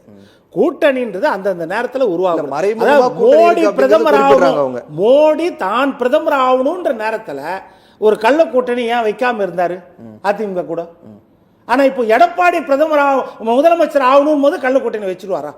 அதனால அந்த மாதிரி கிடையாது, நேரம் காலம் அதுதான். கடந்த காலத்தில் வந்து கூட்டணி வைக்க மாட்டேன்னு சொன்னாங்க, உண்மைதான். 2024 கிடையாது, 26 கிடையாது, 29 கிடையாதுன்னு தான் சொன்னாங்க. அது இல்லைன்னு சொல்லியே, அது உண்மைதான். ஆனால் காலத்தின் சூழ்நிலை கருதி சில நேரங்கள் என்னன்னா முரண்பட்ட கட்சிகளும் கூட்டணியில் இருக்க வேண்டிய சூழ்நிலை வரும். எப்படி வந்து திமுக கூட்டணியில் எல்லாருக்கும் வேற வேற கொள்கை இருந்ததோ, இப்போ பேரறிவாளன் விஷயத்தில் காங்கிரஸுக்கு வேற கொள்கை, அவங்க வாயில துணி கட்டி தான் போராட்டம் பண்ணாங்க. அது மாதிரி நிறைய கொள்கையில் வந்து வேற வேற கொள்கை தான் இருக்கும் ஒவ்வொரு கட்சிக்கும். அதனால என்னன்னா, ஆனால் ஒரு பொது திட்டத்தின் கீழே அவங்க இருக்கிறாங்க. எது, நம்ம பிஜேபி வரக்கூடாது, மோடி வரக்கூடாது, இந்த பொது திட்டத்தின் கீழே அவங்க ஒன்றா இருக்கிறாங்க. அதே மாதிரி ஒரு பொது திட்டத்தின் கீழே இப்போ அதிமுகவும் பிஜேபியும் ஒன்றா வந்திருக்காங்க. என்னென்னா திமுக இந்த அளவு ஜெயிக்கக்கூடாது, திமுக கூட்டணி தோக்கடிக்கணும், அந்த பொது திட்டத்தில் ஒன்றா வந்திருக்காங்க, அவ்வளோதான். முரண்பாடுகள் இருக்குன்னா இருக்கும், பிணக்குகள் இருக்குன்னா இருக்கும். இப்போ நீங்கள் ஜெயக்குமார் பேசுனதே சொன்னீங்க, ஜெயக்குமார் அதாவது கூட்டணி இல்லைன்னு போது ஒரு பேச்சு இருக்கும், கூட்டணி உருவான பிறகு ஒரு பேச்சு இருக்கும். இப்போ வைகோ பேசின பேச்சு என்ன பேச்சு? இப்போ ஸ்டாலின் அவர்களை பற்றி வைகோ பேசின பேச்சு எவ்வளவு விமர்சனம் பண்ணாரு. ஆனா கூட்டணி உருவான பிறகு அவர் பேசினாரா? அதுதான் மெயின். முதலமைச்சர் அறிக்கையில ஒரு விஷயம் குறிப்பிட்டிருக்காரு. இந்த நீட் தேர்வு, இந்தி திணிப்பை, மும்மொழி கொள்கையை, வக்ஃபு தொகுதி மறுசீரமைப்பு, தமிழ்நாட்டுக்கான இடம் குறையக்கூடாது என்று வலியுறுத்துவதாக சொல்கிறது அதிமுக. இது எல்லாம் இவர்களது குறைந்தபட்ச செயல் திட்டத்தில் இருக்கிறதா? இது எதை பற்றியும் உள்துறை அமைச்சர் அமித்ஷா பேசவில்லை, அதிமுக தலைமையும் பேச அனுமதிக்கவில்லை அப்படின்னு சொல்லியிருக்காரு.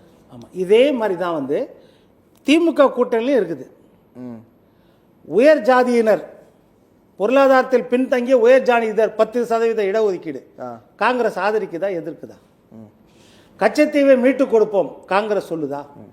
கல்வியை மாநில பட்டியலுக்கு கொண்டு வருவோம் காங்கிரஸ் சொல்லுதா? சொல்லுங்க. இதெல்லாம் இப்போ இதெல்லாம் வந்து அவங்களுக்கும் முரண்பாடு இருக்கும். சில சென்சிட்டிவ் விஷயத்தில் வந்து நம்ம உரிமைக்காக நம்ம போராடுவோம்.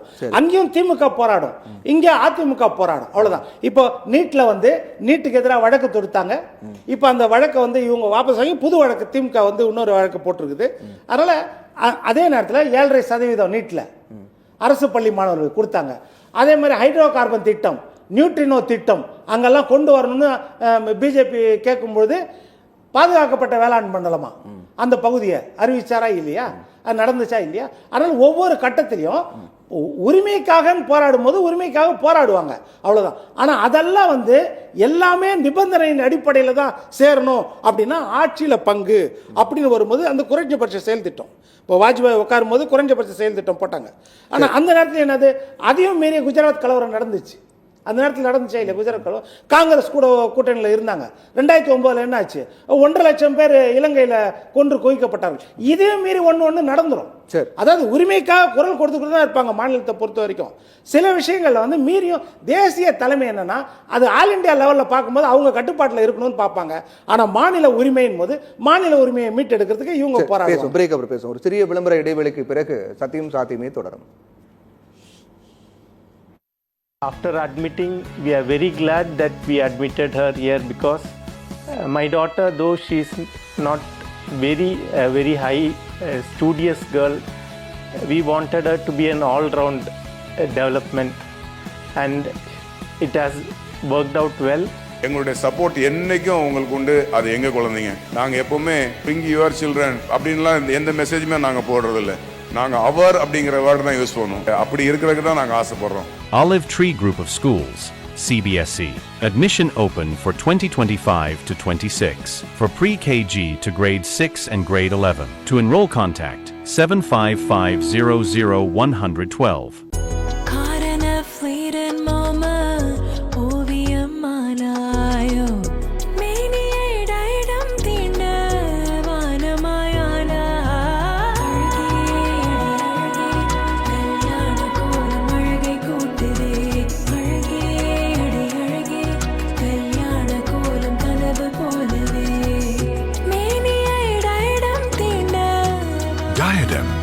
Chetty Road, T Nagar and Nongambakam. After admitting, we are very glad that we admitted her here because my daughter, though she is not very high studious girl, we wanted her to be an all-round development, and it has worked out well.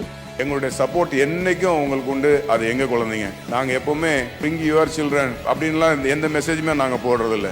நாங்கள் அவர் அப்படிங்கிற word தான் use பண்ணுவோம். அப்படி இருக்கிறதுக்கு தான் நாங்கள் ஆசைப்படுறோம். Olive Tree Group of Schools, CBSE.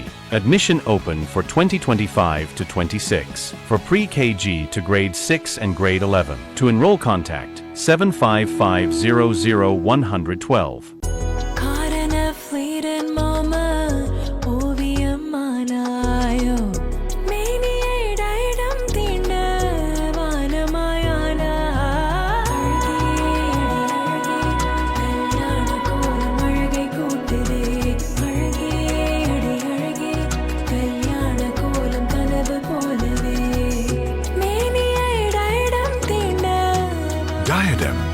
Chetty Road, T Nagar and Nongambakam. After admitting, we are very glad that we admitted her here because my daughter, though she is not very high studious girl, we wanted her to be an all-round development, and it has worked out well. எங்களுடைய support என்னைக்கும் உங்களுக்கு உண்டு. அது எங்க குழந்தைங்க. நாங்க எப்பவுமே bring your children அப்படின்லாம் எந்த மெசேஜுமே நாங்க போடுறதில்ல. நாங்க அவர் அப்படிங்கிற வேர்டு தான் யூஸ் பண்ணுவோம். அப்படி இருக்கிறதுக்கு தான் நாங்க ஆசைப்படுறோம். Olive Tree Group of Schools, CBSE. Admission open for 2025 to 26 for pre-KG to grade 6 and grade 11. To enroll, contact 755000112.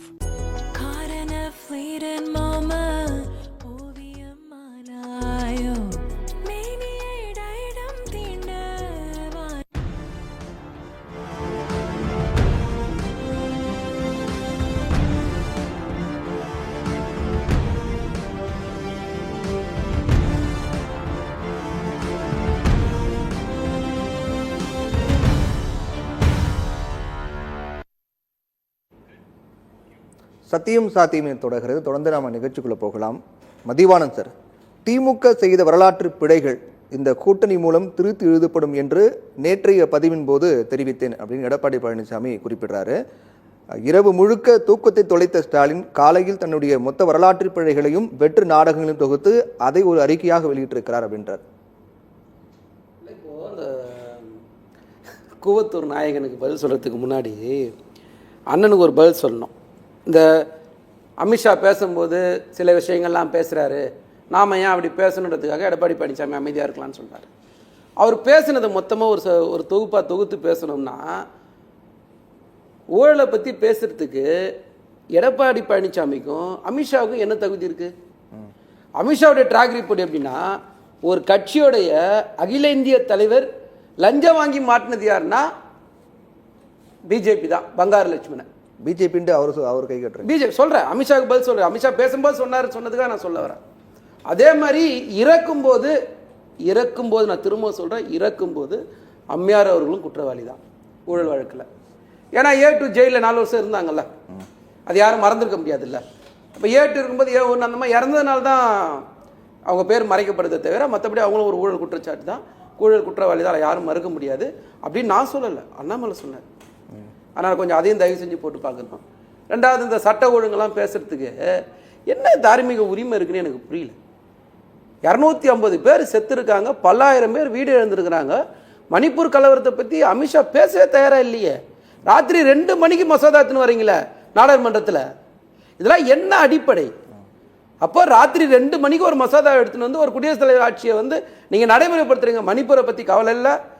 நீங்கள் உள்துறை அமைச்சராக இருக்கும்போது தான் குஜராத்தில் வந்து கோத்ரா ரயில் எரிப்பு சம்பவம், குஜராத் கலவரங்கள், பில்கிஸ் பானு வழக்கு, இதெல்லாம் நான் வெஸ்ட் பேக்கரி வழக்கு, இதெல்லாம் நான் பேசினேன்னா அண்ணன் தூத்துக்குடி செல்வனை வந்து நைட்டு போய் அவர் நிம்மதியாக தூங்க முடியாது.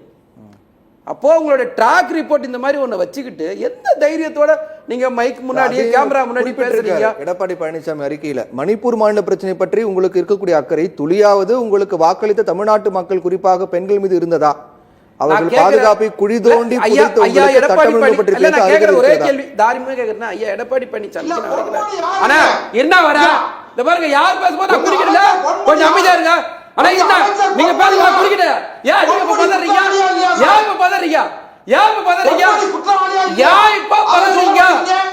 ஆனா ஏன் பதறீங்க? அடுத்து நீங்க தான் பேச போறீங்க. இத பாருங்க, ஆனா என்ன அமைதியா இருங்க, அமைதியா இருங்க, நீ அமைதியா இருங்க, அமைதியா இருங்க, அமைதியா இருங்க செல்வன் சார், அமைதியா இருங்க. நோட் பண்ணி போங்க. அடுத்து நீங்க தான் பாயிண்ட் இருங்க வர. சரி சரி, நீங்க அடுத்து நீங்க தான் பேசுங்க. நேரம் பத்தாது, நேரம் பத்தாது, நம்ம பாயிண்ட் வரும். அடுத்து ஒரு நிமிஷம் செல்வன் சார், ஒரு நிமிஷம் சார். இப்ப செல்வன் பேசும்போது நான் குறுக்கிடுவேன். சரி சரி, நீங்க அமைதியா இருங்க, கொஞ்சம் பேசுங்க. டைம் இல்ல, நம்ம சுருக்கமா முடிக்கலாம். இல்ல இல்ல இல்ல சார் இருங்க, ஒரு லைன் பேச மாட்டேன், ஒரு லைன் பேச மாட்டேன். சொன்னா கேளுங்க, கொஞ்சம் பொறுமையா இருங்க. சொன்னா கேளுங்க. இப்போ சட்ட ஒழுங்கை பத்தி யார் பதில் சொல்லணும்? என்சிஆர்பி டேட்டால பாதுகாப்பான மாநிலத்துல நம்பர் 1 மாநிலம் தமிழ்நாடு. திரும்பவும் சொல்றேன், நம்பர் 1. ஆனா பிஜேபி ஆள்ற மாநிலங்கள்ல சட்ட ஒழுங்கை பத்தி பேசும்போது அதே என்சிஆர்பி டேட்டாவை எடுத்து பேச சொல்லுங்க. நாங்க சொல்ற டேட்டா இல்ல, ஒன்றிய அரசு தானே வெளியிடுது அந்த டேட்டாவை. அப்ப ஒன்றிய அரசு வெளியிடுற டேட்டாவில பாதுகாப்பான மாநிலமா இருக்கிறதுனால தானே இங்க 10 லட்சம் கோடிக்கு அந்நிய முதலீடு இருக்கப்படுது. 30 லட்சம் பேருக்கு வேலை குறிப்பிடல. கொஞ்சம் தயவு செஞ்சு அமைதியா இருக்கும், சரிங்களா? அமித்ஷா அவர்கள் பேசுறது உங்களுக்கு ஒரு கூட்டணி வேணும், நீங்க கூட்டணி அமைக்கிறீங்க, எதை வேணா பண்ணிட்டு போங்க. ஆனா ஒரு தார்மீக உரிமை இருக்கணும்ல, தார்மீகமா நீங்க பேச ஒரு நியாயம் இருக்கணுமா இல்லையா? உங்களோட ட்ராக் இப்ப சார் மோடி அமித்ஷா இந்த நாட்டை ஆண்ட வந்ததுக்கு அப்புறம் இந்த 12 வருஷத்துல சட்ட ஒழுங்கு பிஜேபி ஆள்ற மாநிலத்தில் எங்கேயாவது ஒரு இடத்துல, இல்ல நார்த் ஈஸ்ட்ல எங்கேயாவது ஒரு இடத்துல, இல்ல எல்லை மாநிலங்களா சொல்லப்படுற மாநிலங்கள்ல எங்கேயாவது ஒரு இடத்துல பாதுகாப்பான நாடா இந்த நாடு இருக்கா? நீங்க சீனா ஒட்டுமொத்தமா பேரையா மாத்துது. எங்கேயாவது ஒரு இடத்துல பேசுறீங்களா? இன்னைக்கு காஷ்மீரை பத்தி எங்கேயாவது ஒரு இடத்துல பேசுறீங்களா? நீங்க என்ன சொன்னீங்க? ஆர்டிகல் 370 திரும்ப பெறும்போது இன்னைக்கு அது இருக்கா? நான் தரவு தரேன்.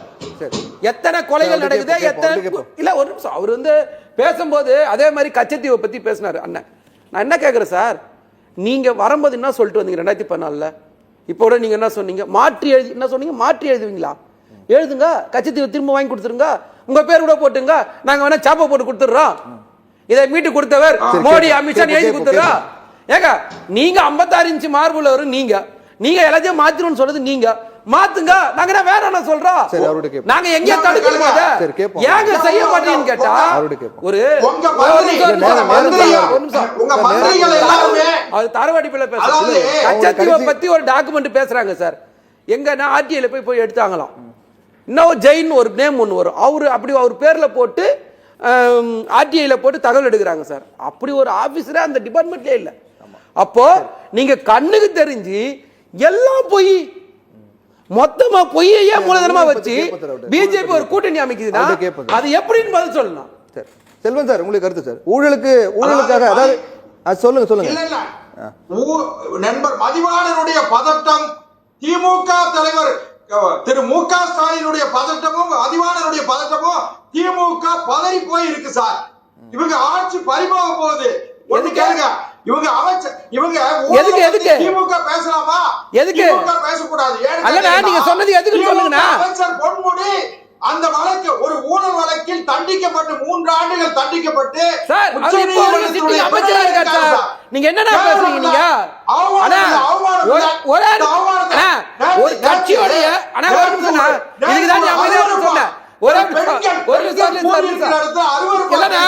பங்காரு லட்சுமணன் கதையோ நீங்க சொல்ற உதாரணம் ஒண்ணா? பங்காரு லட்சுமணன் லஞ்சம் வாங்கி மாட்டினாரா இல்லையா? பதவி போச்சா இல்லையா? கேள்வி பதில் சொல்லுங்க. நான் நேரடியாக கேட்கிறேன். ஒரு கட்சியுடைய அதிகாரி தலைவர் தானே அவரு. அமைச்சர் பதவியில நீடிக்க விடாம நான் கேட்டது ஒரு நிமிஷம் பங்காரு லட்சுமணன் ஸ்டோரியை பேசுறேன். இப்போ நான் பேசுறேன். பங்காரு லட்சுமணன் கதையை பேசுறீங்க நீங்க. இல்ல 7 லட்சம் கோடி ஊழல் பத்தி பேசுங்க, சிஏஜி பத்தி பேசுங்க. மதிவாணன் சார், நமக்கு நேரம் இல்ல, நம்ம நிகழ்ச்சி முடிக்கலாம். 2 நிமிஷம் இருக்கு.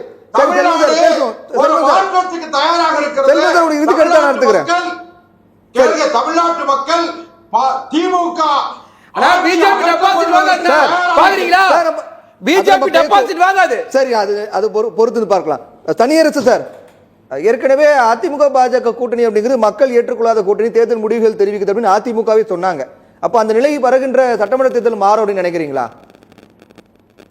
நல்ல கேள்வியா. இப்ப ஏற்கனவே தமிழ்நாட்டு மக்களால் தண்டிக்கப்பட்ட தத்துவ ரீதியாக ஏற்றுக்கொள்ளாத ஒரு பொருந்தாத கூட்டணியாக பாஜக அதிமுக கூட்டணி நீடிக்கிறது. அதான் இப்போ நீடித்து தொடர்ந்து மக்களால் புறக்கணிக்கப்பட்டு தோற்கடிக்கப்பட்டு இருக்கிற நிலையில தான் அதிமுக எடப்பாடியும் பாஜகவும் நேற்று கரம் பற்றி அதிகாரபூர்வமாக அறிவித்திருக்கிறார்கள். அது அண்ணா திராவிட முன்னேற்ற கழகத்தை பொறுத்த வரைக்கும் அது பெரிய அளவில் பெரிய வீழ்ச்சி. அதிமுக தொண்டர்கள் அதை ரசிக்கவில்லை, ஏற்கவில்லை. தத்துவ ரீதியாக அதிமுகவுடைய முன்னணி தலைவர்களே ஏற்கவில்லை. நாளெல்லாம் ஊடகத்தை சந்திக்கிறேன், ஜெயக்குமார் மாதிரியான முக்கிய நிர்வாகிகள் கூட சந்திக்காம கருத்து சொல்லாமல் இருக்கிறாங்க. ஆகவே இந்த பொருந்தாத பாஜக அதிமுக கூட்டணியை எதிர்காலத்தில் தமிழ்நாட்டு மக்கள் ஏற்பதற்கு சரி, ஓகே. உங்களுக்கு இறுதி கருத்தாக எடுத்துக்கிறேன். நிகழ்ச்சியோட நிறைவு பகுதிக்கு வந்துட்டோம். நிகழ்ச்சியில் கலந்து கொண்ட 4 பேருக்கு மிக்க நன்றி. நேர்களை மற்றும் ஒரு நிகழ்ச்சியில் சந்திக்கும் வரை நன்றி, வணக்கம்.